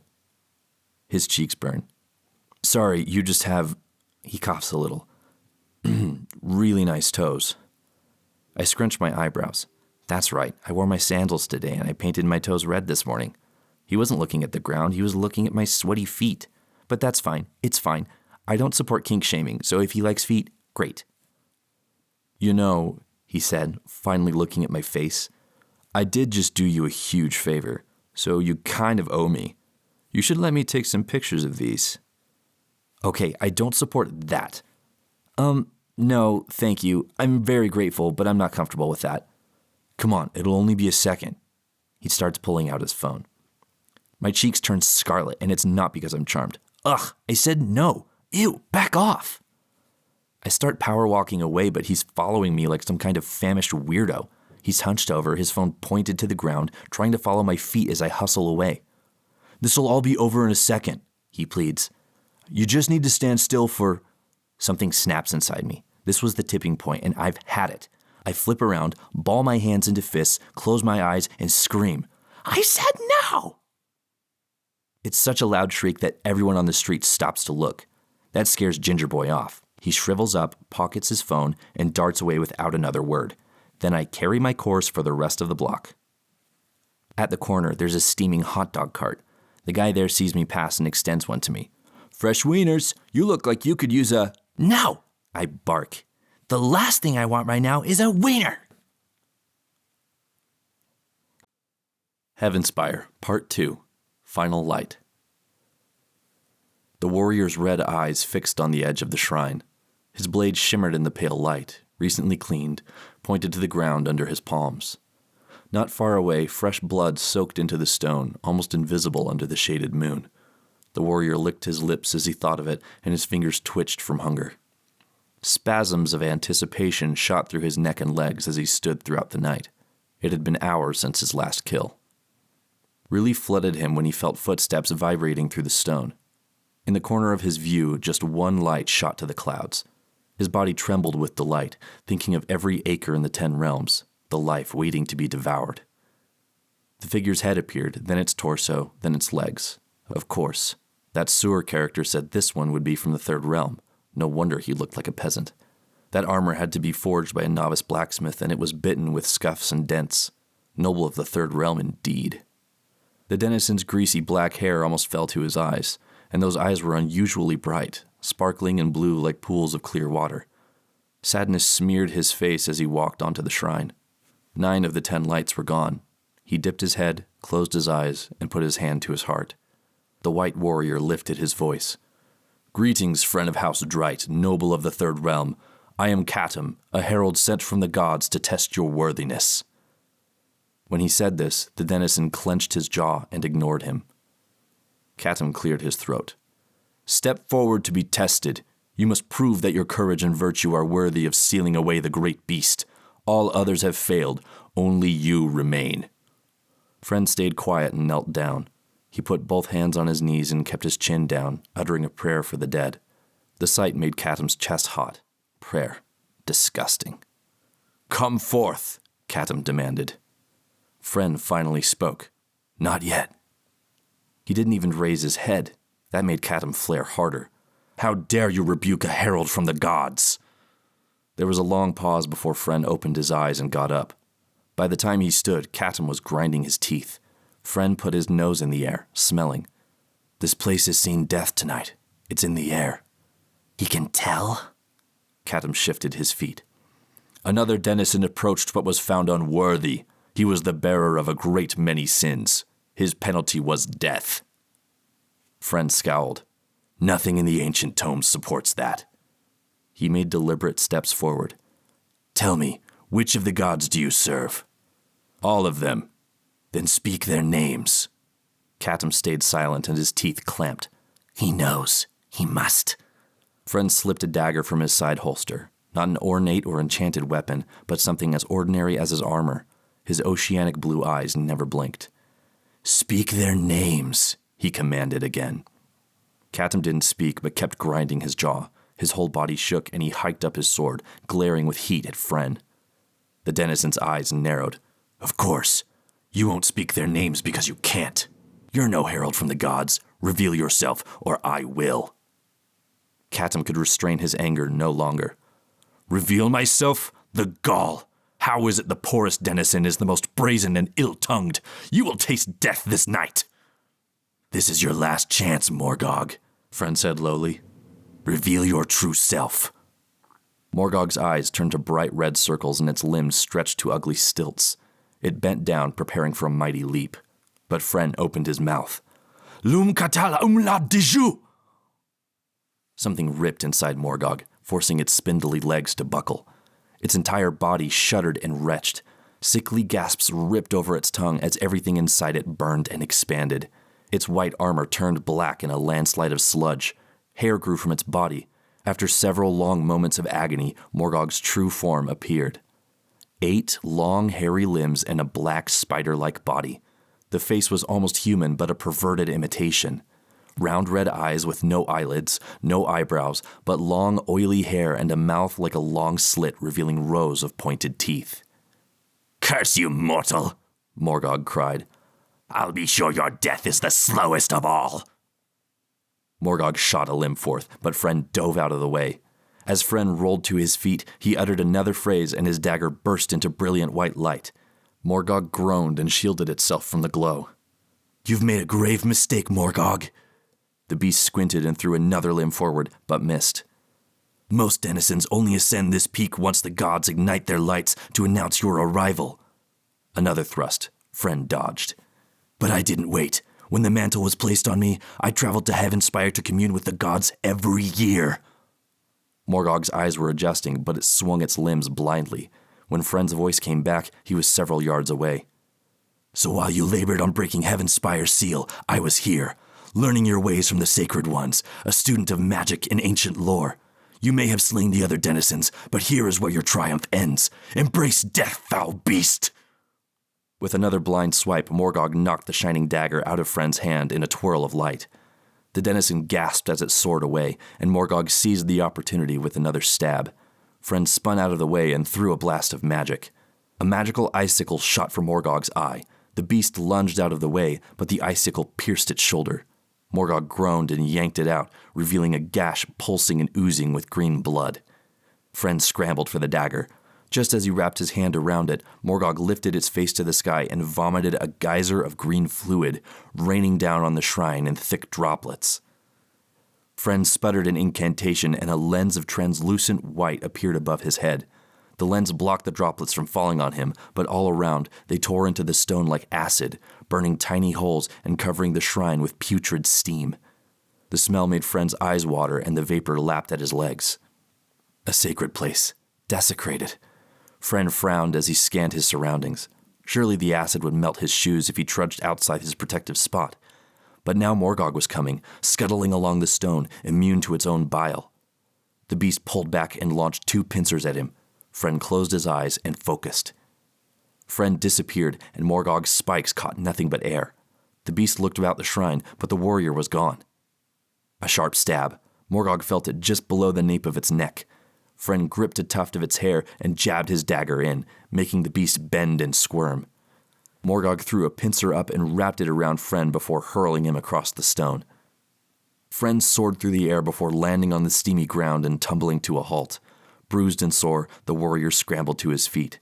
He winced as the acid grazed his arms and face, making his skin itch and burn. As his shoes melted beneath him, he frantically searched for a safe place to stand. The beast stretched and reared itself toward Friend, bounding closer. He could chance another transport above it, but Morgog would expect that now. "Gods," he thought, "I need you. Please aid me with wisdom and might." Then he had a thought. The pillars. The tops were high enough that they were untouched by the acid rain. Friend saw the blow coming. Morgog lunged, but Friend transported to the top of a pillar. It was dangerously narrow, hardly wider than his wingspan. He nearly fell off when his toes found its edge.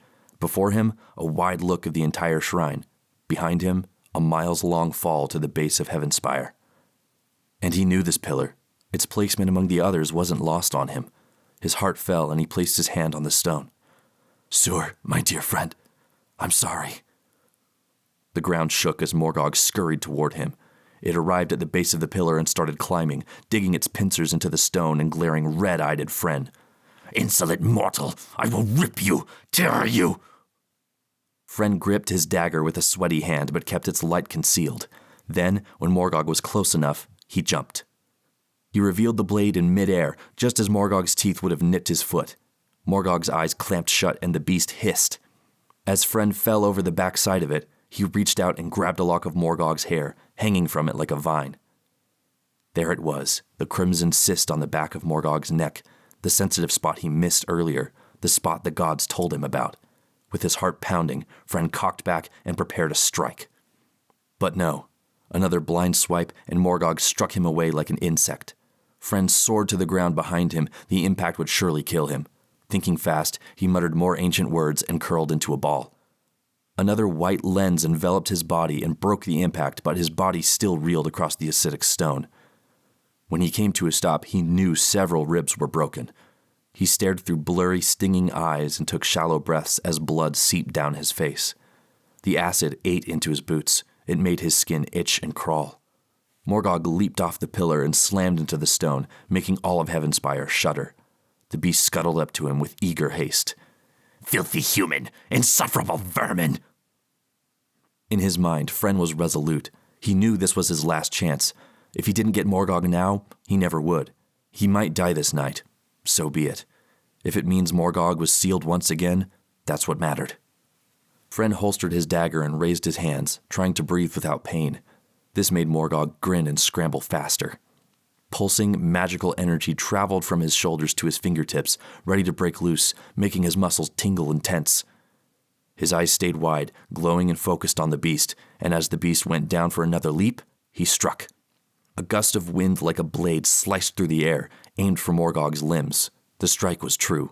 2 of Morgog's limbs severed from its body, splashing green blood onto the stone. The beast hissed and cried an ear-ripping scream. Friend grimaced and recoiled from the sound. Morgog was too busy writhing to protect its other limbs. Friend threw another wind blade at the opposite side and cut off 2 more. More hissing and ear-splitting shrieks. Morgog's body floundered on the stone, but new limbs were starting to push through its bleeding stumps. Friend could see it. He had to be quick. Pushing more magic through him, Friend tried to ignore his burning body and the acid eating his raw feet. With a long incantation muttered at heart-pounding speed, Friend threw his arms to the air. In a blink, Morgog was engulfed in a great pillar of fire. It illuminated all of Heavenspire and painted the clouds red. All around the 10 realms, people could see it, a glowing flare against the sky. And at the shrine, Morgog screeched with 1,000-year agony. Friend held the spell, letting the magic crash through him, drawing energy from his body until there was hardly a thing left. The demon writhed and jerked until its legs curled and it stopped moving.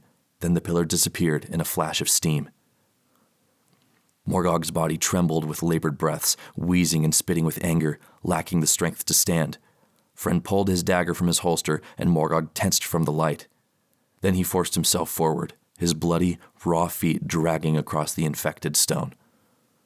The scents of burnt hair and rotting flesh were thick on Morgog, but regardless, Friend forced himself to climb. Morgog realized what was happening. It tried to squirm, but its burning body was spent, and the denizen held true. Friend knelt atop the beast, found the crimson spot, and raised his dagger. "Tonight, Morgog," the denizen panted, "the 10 realms live on. Return to the land of shadow from which you came." The strike, the squeal, the stretching, twisting demon beneath him. Morgog's body convulsed, sending out tremors of rage and defeat. Bit by bit, it evaporated into thick black smoke, starting from its legs, then moving inward.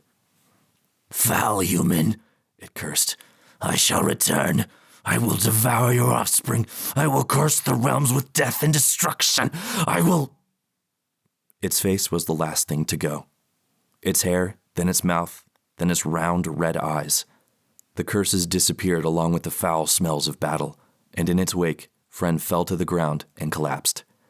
The acid ate through his clothes and skin, but there was no more strength to move. He breathed shallow breaths and waited for death to take him. Then, every pillar at Heavenspire burst into brilliant light, sailing into the sky.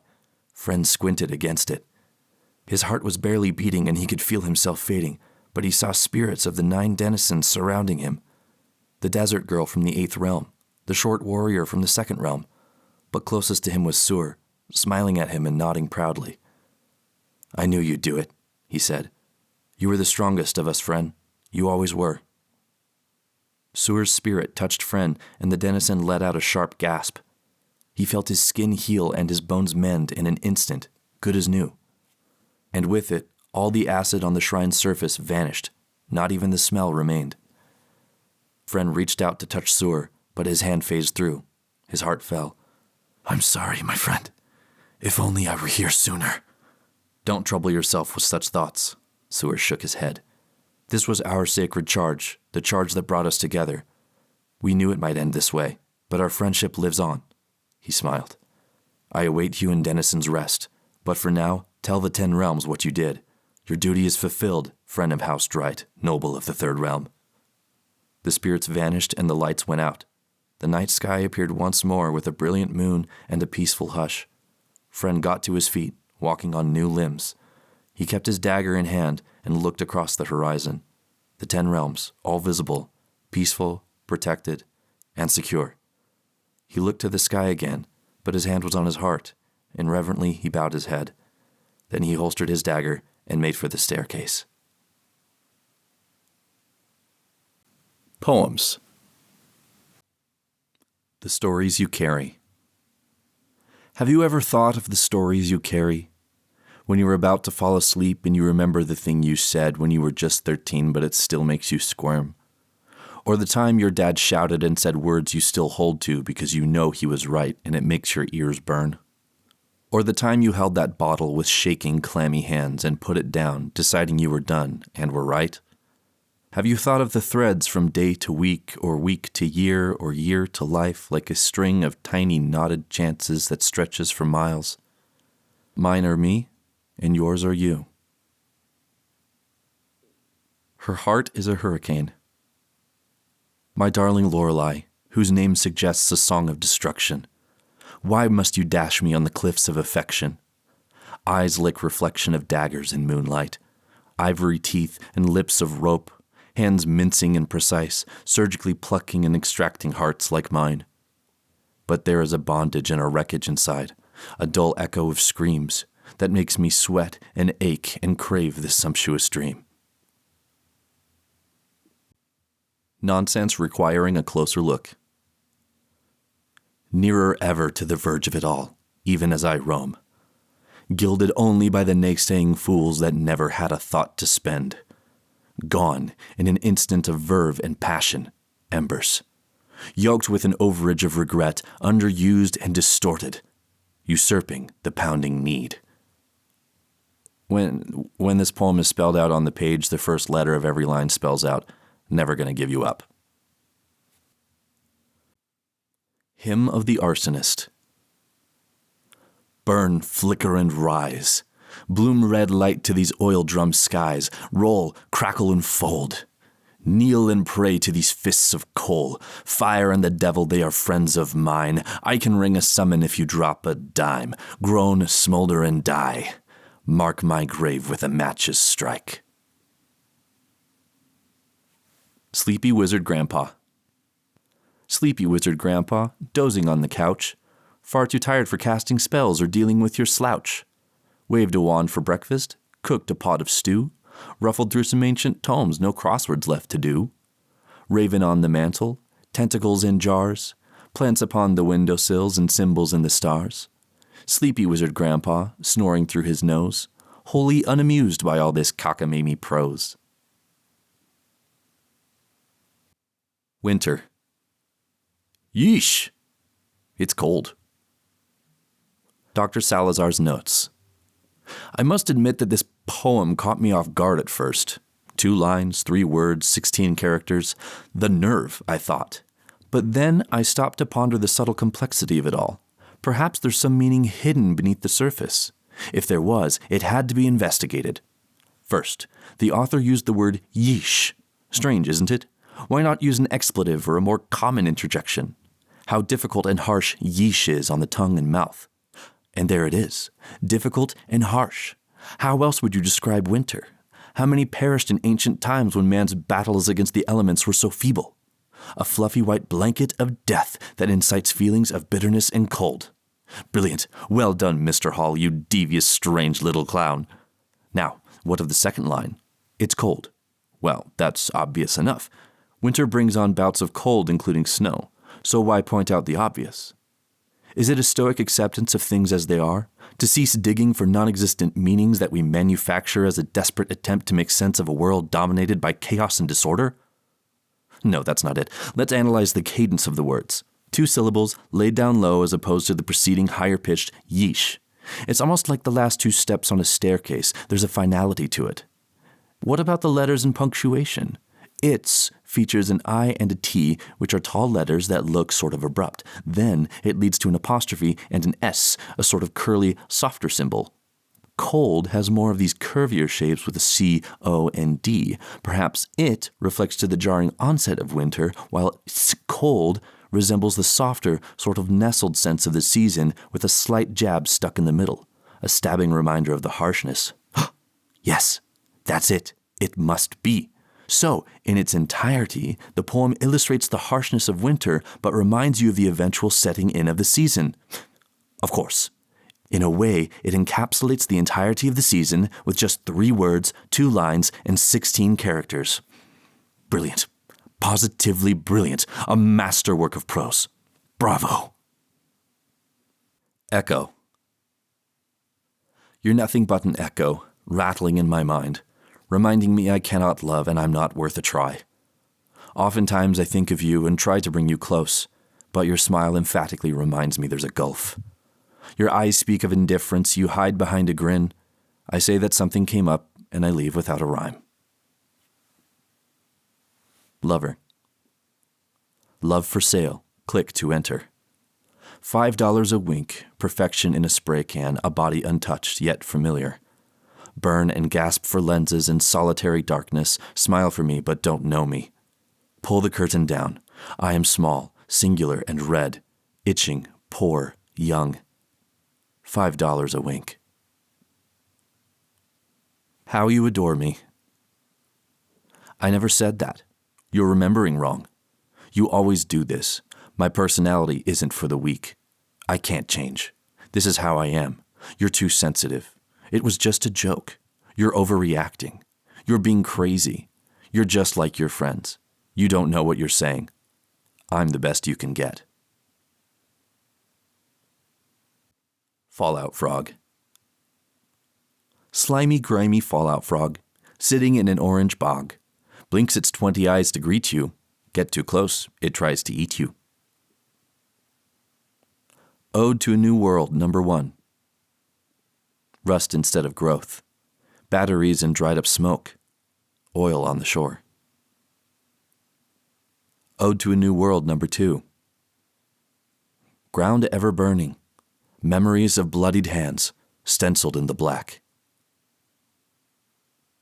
Ode to a New World, number 3.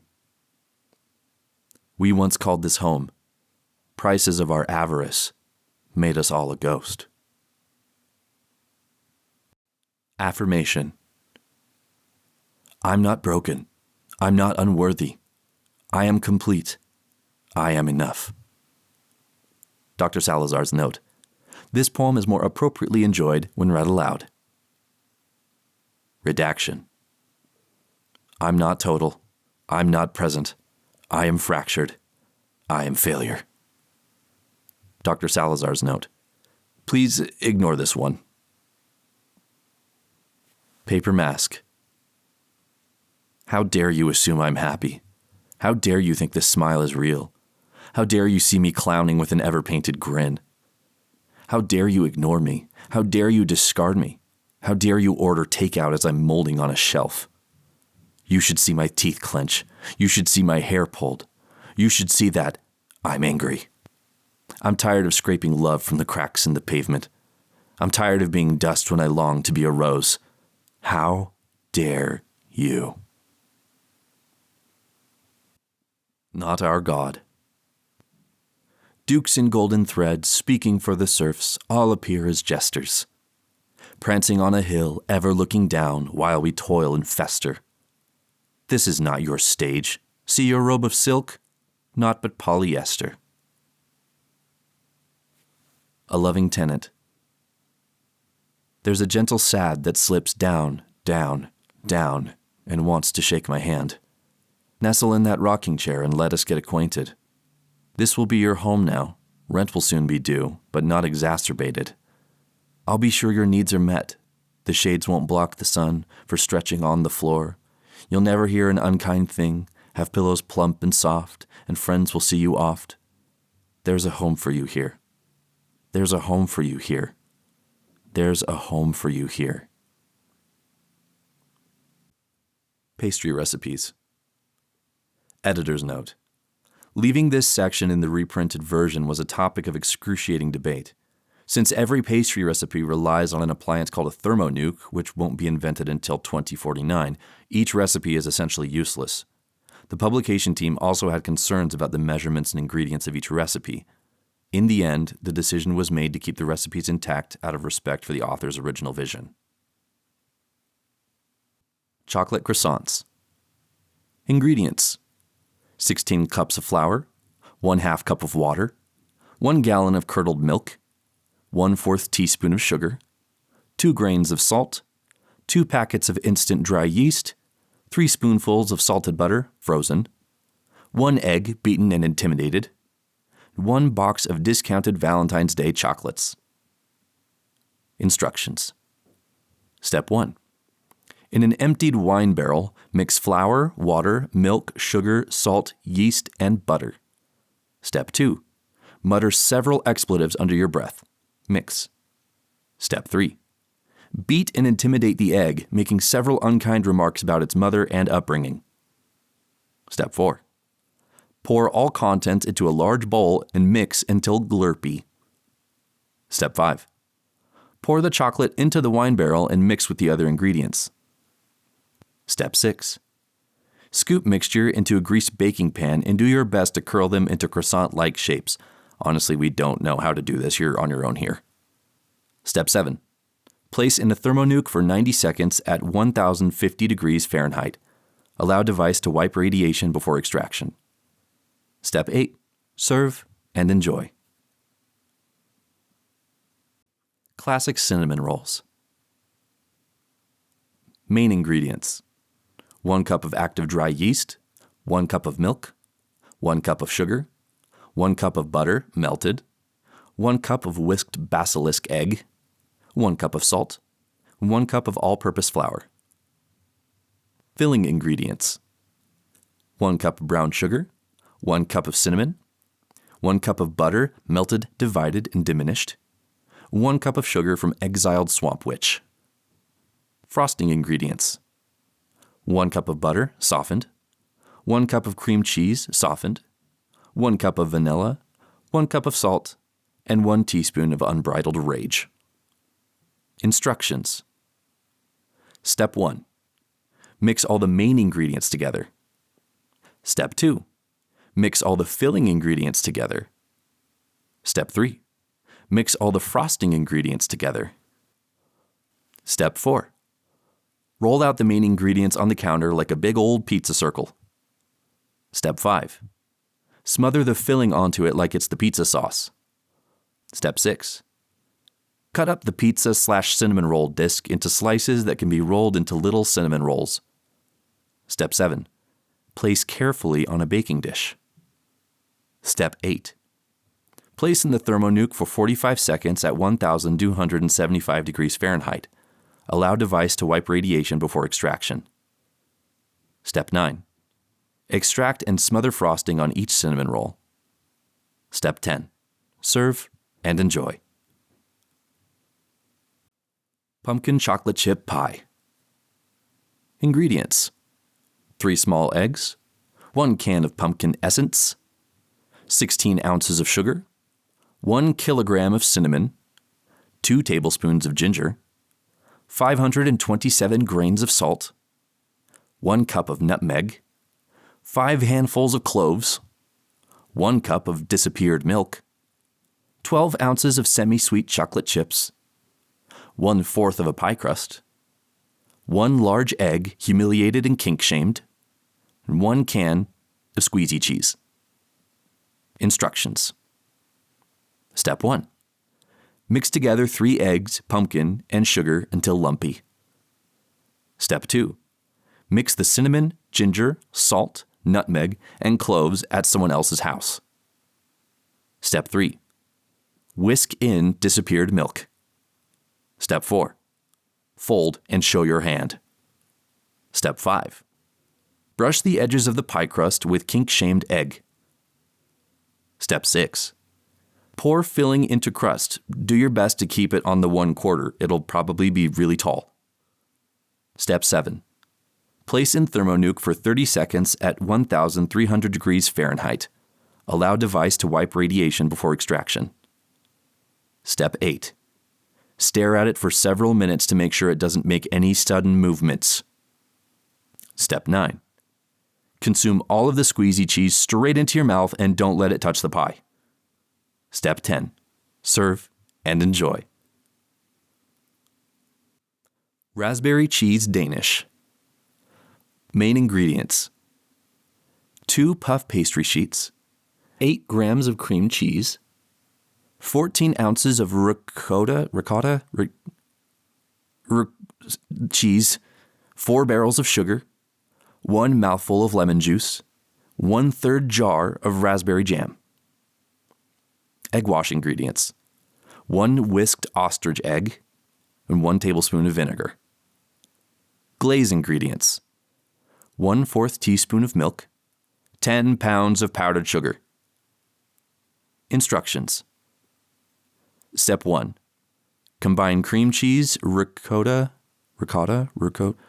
cheese, sugar, and lemon juice with unwashed hands. Step 2. Place the thawed puff pastry onto a sheet of floured construction paper. Listen to 1700 sea shanties as you roll out. Step 3. Cut your favorite shapes out of the mixture. Step 4. Place the filling over everything, including yourself. Step 5. Braid the dough. If necessary, ask your husband's side lover for help. Step 6. Brush all danishes with egg wash. Step 7. Place in a thermonuke for 55 seconds at 1,100 degrees Fahrenheit. Allow device to wipe radiation before extraction. Step 8. Make the glaze and throw handfuls on the danishes. Step 9. Serve and enjoy. A note from the author. Thank you for reading I'm Sorry, Here's a Plasma Rifle. It was a joy to write, and I hope you enjoyed reading it, or listening to it in this case. If you did, please consider my other works. In my long and storied, career, I've found immense pleasure in writing tales that delight, excite, and ask questions. If you didn't enjoy this work, please forget you ever found it. Now you approach the end like a ticking time bomb. The clock will hit 0 as soon as your eyes graze the final character or hear the last word. Every word you've consumed will be a fragment of the past until you revisit them. Don't be afraid, it's just the nature of things. Accept it. So once again, thank you. Say hello to the void. The end.